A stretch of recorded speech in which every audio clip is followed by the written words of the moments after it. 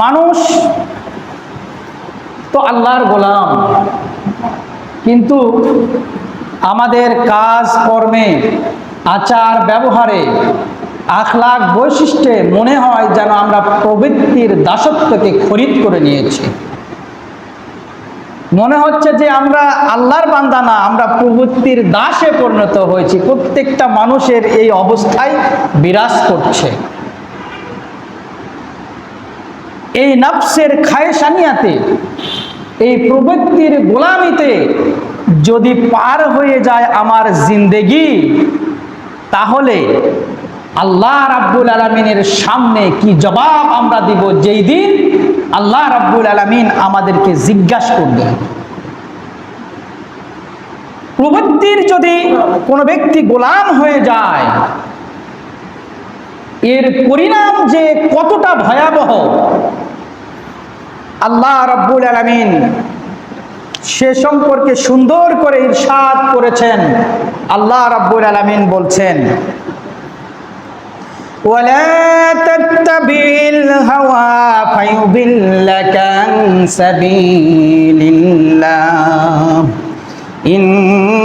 ইন্নাল্লাযীনা ইউদিল্লুনা আন সাবিলিল্লাহি লাহুম আযাবুন শাদীদুম বিমা নাসু ইয়াওমাল হিসাব। আল্লাহ রাব্বুল আলামিন বলছেন যে ওয়ালা তাত্তাবিল হাওয়া, তোমরা প্রবৃত্তির অনুসরণ করো না। প্রবৃত্তি এমন একটা জিনিস, তোমরা যদি এভাবে প্রবৃত্তির অনুসরণ করে তোমাদের জিন্দেগি যদি অতিবাহিত করতে থাকো, তাহলে কি হবে? ফায়ুদিল্লাকা আন সাবিলিল্লাহ, আল্লাহর পথ থেকে তোমাদেরকে বিচ্যুতি ঘটে দিবে, বিচ্যুতি করে দিবে এই প্রবৃত্তির অনুসরণ। তোমরা পথভ্রষ্ট হয়ে যাবে, গোমরাহ হয়ে যাবে। বলুন না নাউযুবিল্লাহ।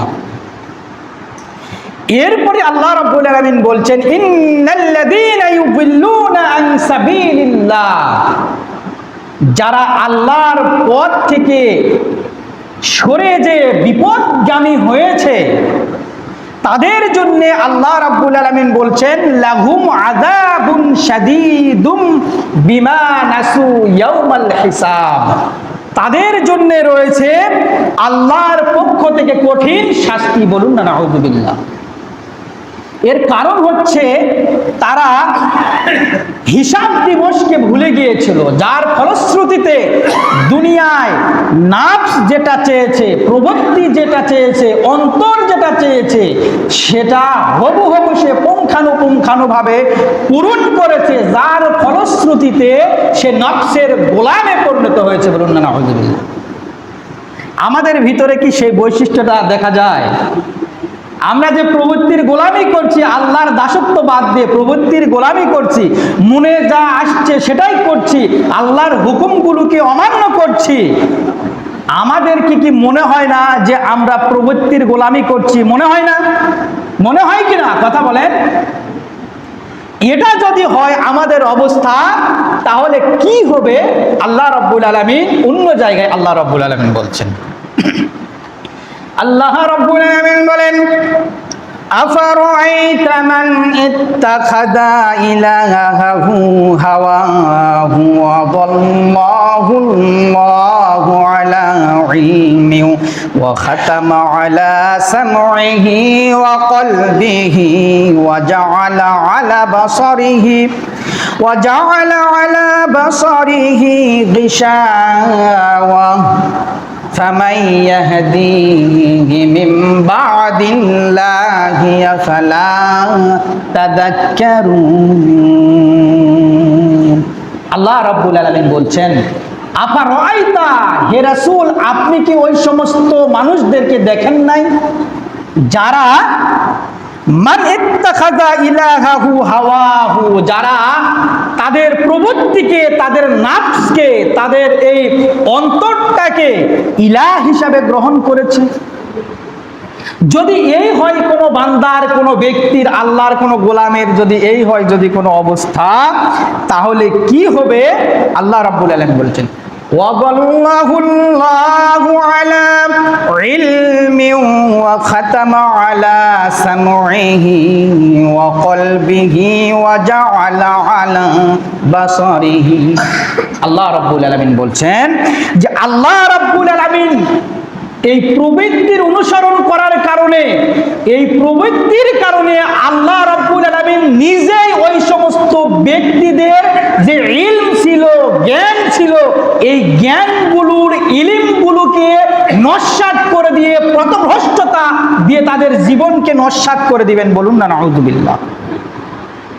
এই জন্য আল্লাহ রাব্বুল আলামিন বলছেন, আমি আবারও স্মরণ করে দিচ্ছি, হে রাসূল, ওই সমস্ত ব্যক্তিদেরকে আপনি কি দেখেন নাই যে সমস্ত ব্যক্তিরা তাদের নফসকে ইলাহ হিসাবে গ্রহণ করার ফলশ্রুতিতে আল্লাহ রাব্বুল আলামিন তাদেরকে পথভ্রষ্ট করে দিয়েছেন।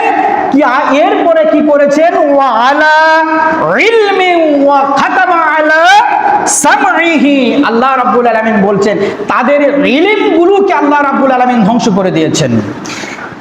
ওয়া খাতামা আলা সামঈহি, তাদের মানে সামঈহি শ্রবণ শক্তির উপরে এই যে ভালো ভালো কথাগুলো, নসিহাগুলো, কোরআন সুন্নাহর ইলম শোনার যে উপকারিতা থেকে আল্লাহ রাব্বুল আলামিন তাদের উপরে এমন ভাবে তাদের অন্তরের উপর মোহর মেরে দিয়েছেন, শুনবে ঠিকই কিন্তু উপকার পাবে না। বর্তমান সময়ের মানুষগুলার উপরে দেখেন না কেন, কোরআন সুন্নাহর কথা কি তারা কম শোনে? কম শোনে? শোনে না, কম শোনে না, যথেষ্ট শোনে, কিন্তু হেদায়েতের দিকে কেন আসছে না?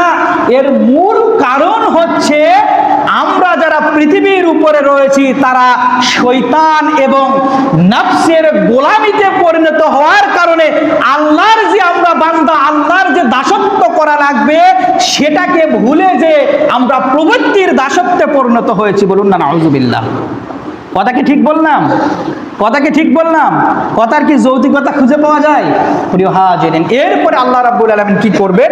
আল্লাহ রাব্বুল আলামিন বলছেন وقلبه وجعل على بصره غشاوة। আল্লাহ রাব্বুল আলামিন তাদের অন্তরগুলোকে মোহর মেরে দিবেন। সত্য পথে আসার জন্যে সুন্দর সুন্দর নসিহাগুলো, কোরআন সুন্নাহর আমলের কথাগুলো তাদের কলব পর্যন্ত পৌঁছাতে পারবে না। বলুন না নাউযুবিল্লাহ।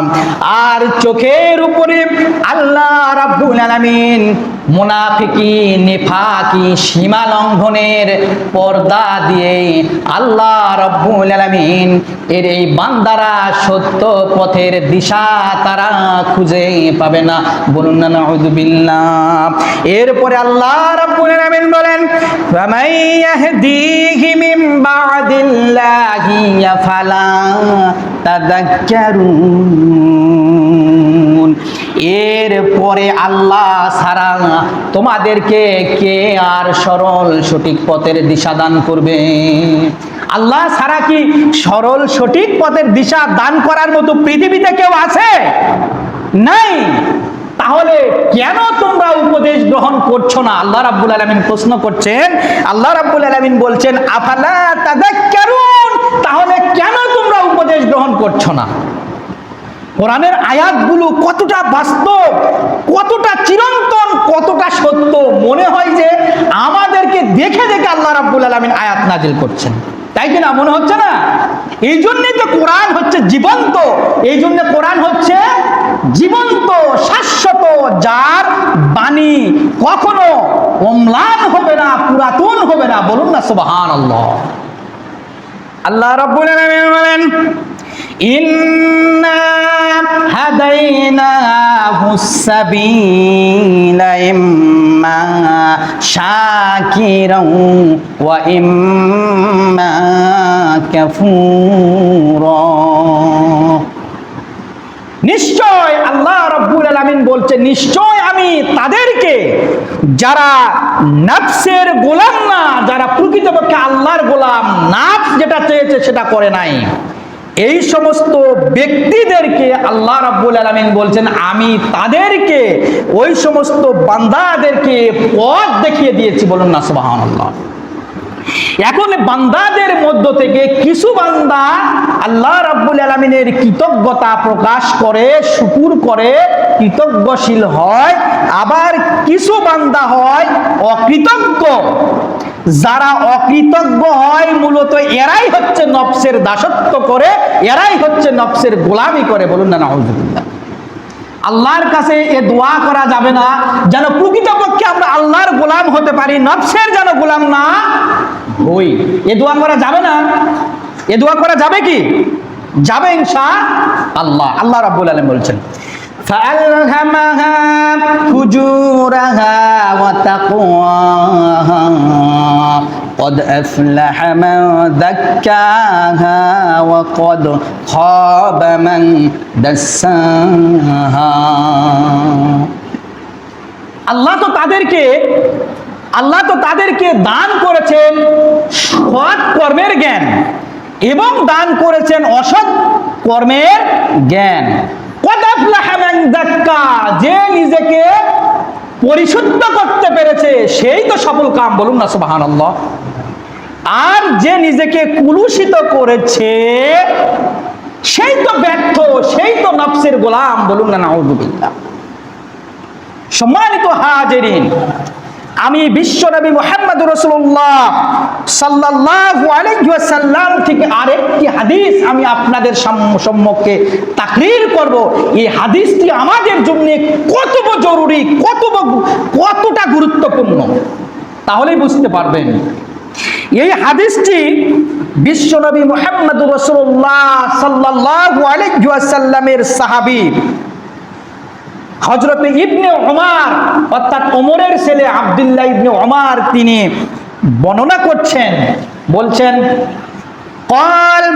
قال رسول الله صلى الله عليه وسلم إن هذه القلوب تصدأ كما يصدأ الحديد إذا أصابه الماء।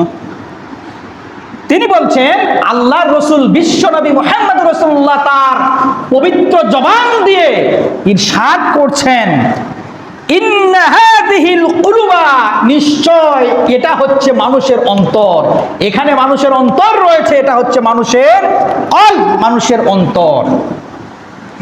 তাসদাউ কামা ইয়াসদাউল হাদিদ ইদা আসাবাহুল মা, পানি যেরকম পেয়ে লোহা যেরকম মরিচা ধরে ঠিক তদ্রূপ মানুষের অন্তরগুলোতেও এরকম ভাবে মরিচা ধরে। বলুন না নাউযুবিল্লাহ। সেই মরিচাগুলো কি কিসের আপনারা জানেন? আপনারা জানেন নিফাকি, গুমরাহি এবং আল্লাহর হুকুম অমান্য করার কারণে অন্তরের ভিতরে একটা করে স্পট পড়ে যায়। এই স্পটকে বিশ্বনবী মুহাম্মদুর রাসূলুল্লাহ সাল্লাল্লাহু আলাইহি ওয়াসাল্লাম মরিচার সাদৃশ্য বলে হাদিসে উল্লেখ করেছেন। বলুন না নাউযুবিল্লাহ। এখন তো মরিচা পড়ে, তো এই মরিচাকে তোলার উপায় কি জানার দরকার আছে না? জানার দরকার নাই? আল্লাহ রাসূলের সাহাবীরা বললেন, কিলা ইয়া রাসূলুল্লাহ সাল্লাল্লাহু আলাইহি ওয়াসাল্লাম ওয়া মা আজলাউহা। হে আল্লাহর রাসূল, হে আমাদের বন্ধু প্রিয়তম মুহাম্মদ সাল্লাল্লাহু আলাইহি ওয়াসাল্লাম, তাহলে এই মরিচা আমরা কি দিয়ে তুলব? তাহলে হাদিসটা আমাদের আমলযোগ্য কিনা? আমরা আমল করবো তো ইনশাআল্লাহ? আমল করবো তো ইনশাআল্লাহ? বিশ্বনবী মুহাম্মদ রাসূলুল্লাহ সাল্লাল্লাহু আলাইহি সাল্লাম বললেন, ক্বালা কাসরাতু যিকরিল মাউত, অধিক পরিমাণ মৃত্যুর কথা স্মরণ করা। অধিক পরিমাণ কিসের কথা স্মরণ করা? মৃত্যুর কথা স্মরণ করা। এই যে গত কদিন আগেও আমাদের মুফাজ্জল আঙ্কেলের স্ত্রী মারা গেলেন রোড অ্যাক্সিডেন্টে, তাই না? এখানে ব্রিজে মনে অ্যাক্সিডেন্ট করছে। আর প্রতিনিয়ত অ্যাক্সিডেন্ট হচ্ছেই, প্রতিনিয়ত অ্যাক্সিডেন্ট তো হচ্ছেই। মানুষ দেখাশোনা মানুষগুলো পৃথিবী থেকে হারে যাচ্ছে। এই চিন্তা যদি আমাদের থাকে আর পরিশুদ্ধ যদি আমল করি, তাহলে দেখবেন এই অন্তরের মরিচাগুলো অটোমেটিক আল্লাহ রাব্বুল আলামিন তুলে দিয়ে আমাদের অন্তরগুলোকে ইতকা করবেন, পরিশুদ্ধ করবেন। বলুন না সুবহানাল্লাহ। সুবহানাল্লাহ বলেন। আরেকটা কাজ বলবো, সেটা আপনারা করবেন তো?